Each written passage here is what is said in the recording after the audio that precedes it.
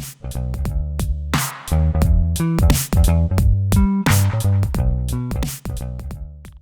you ever do co-parenting counseling with like a couple that was once happy and married and they have these babies and now they're not together anymore?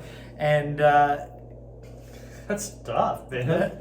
it happens. It happens a lot, and we do a lot of counseling for that because, well, new lives and new situations and people who couldn't exactly get along in the first place. You see where this is going. Jack, how do we help people with co-parenting therapy? Well, first you just gotta understand it's messy. It's a messy thing. No matter how you look at it, it's gonna be messy. So the question is do you want to clean it up? That's really the question here, because this is about the kids at this point, and so the dynamic of your relationship with that person that used to be your spouse changes now. There's no expectations of marital things that you have to do or you're looking for this person. Now the specs have changed. It's about how can we parent this child and make our relationship now number one about this child, and that's what it needs to be. First things first, you can probably win a fight. You can probably hurt the other person if you want to, but you're going to hurt your kids. What is not good is whenever you cause your kids confusion, when you cause your kids dissonance because they want to please both of you.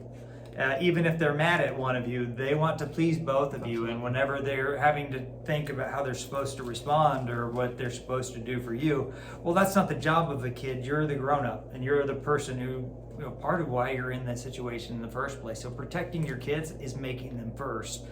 Sometimes putting your pride first. Your life has certain things in it. There are some things that are great. McDonald's food, if you like salt, or cotton candy, if you like cotton candy. There are some things that are not good. I don't like getting my teeth worked on. It's never going to feel good. If you think it feels good, then call Jack. He'll work with you. It's not fun, but it is necessary. There will come a day whenever you'll get to see the old doctor for the colonoscopy. That is not fun. Taxes are not fun. DMV is not fun. Working with your ex is not fun. It's necessary though, and sometimes you just have to buckle into the fact that even though I'm going to feel all of the feels that come with this fight that I'm in with a person, I need to choose my kid first.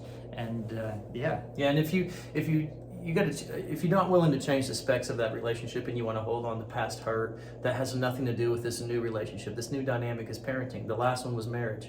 So if you hold on to stuff in the last one to affect this new relationship, that's just defeating the point here. You're trying to raise this kid with somebody who you can be compatible with as co-parents, not husband and wife.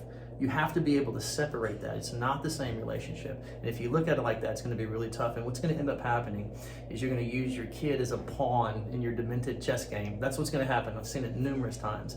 I work with kids, by the way, after the fact. So yeah, it's horrible, and the kids are being used by the parents trying to win these sick games.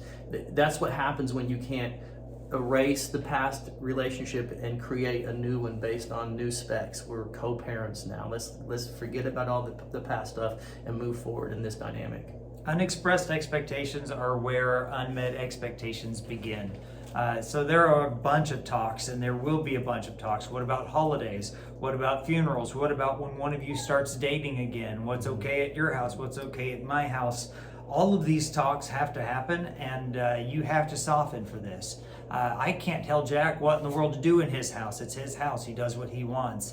But if I were sharing a kid, I would want my kid to have less rocky transition. I would want my kid to have like boundaries in place to help them to not struggle as much. And so going through the list of things that are important and seeing where you can find common grounds, you might have to give a little, but it's worth it. The compromise is worth it, absolutely. If you can't sit at a table or go to a birthday party with somebody for your kids without causing a fight or making it about you, come see us, please. Yeah. We want to help you. Co-parenting is important, and it takes time and it takes effort, and sometimes we get to do that with the other person, sometimes we don't get to do that with the other person, but either way we can help.